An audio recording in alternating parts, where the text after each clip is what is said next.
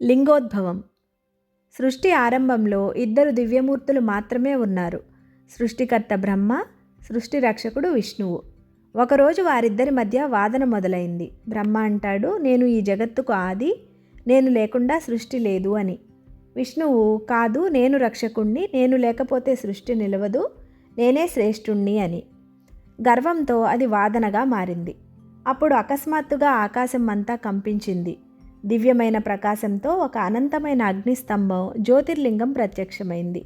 ఆ కాంతి అంతా ప్రబలమై దాని ఆది ఎక్కడ, అంతం ఎక్కడ అనేది ఎవరికీ తెలియలేదు. అది శివుని అనంత స్వరూపం. అది చూసి బ్రహ్మ, నేను పైకి ఎగిరి దాని శిరస్సు కనుక్కుంటాను అని వెళ్తాడు. విష్ణువు, నేను క్రిందికి వెళ్ళి దాని అడుగును వెతుకుతాను అని వెళ్తాడు.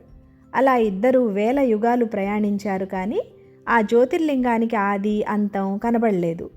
చివరికి విష్ణు అలసిపోయి ఆగిపోయాడు. మనసులో అనుకున్నాడు, ఇది పరబ్రహ్మ స్వరూపం, మనుషులకి దేవుడికి అందని దివ్యత్వం అని.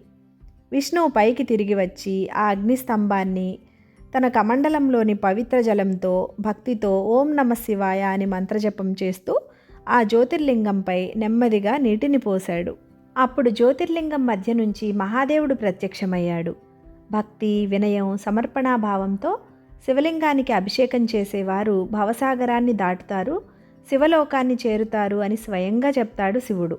అలా శివుడు లింగాభిషేక విశిష్టతను వివరిస్తాడు. విష్ణుమూర్తి చేసిన తొలి అభిషేకం నుంచి శివాభిషేకం అనే పవిత్ర ఆచారం మొదలైంది. తర్వాత ఋషులు, దేవతలు, మనుషులు అందరూ అదే పద్ధతిని అనుసరించారు. అలా బ్రహ్మ, విష్ణువుల మధ్య గర్వం వినయంగా మారి శివుడు కరుణతో అభిషేకం అనే పూజా మార్గం భూలోకంలో ప్రారంభమైంది. ఈ కథ శివమహాపురాణంలో లింగోద్భవం అనే పేరుతో ఉంటుంది. Thank you.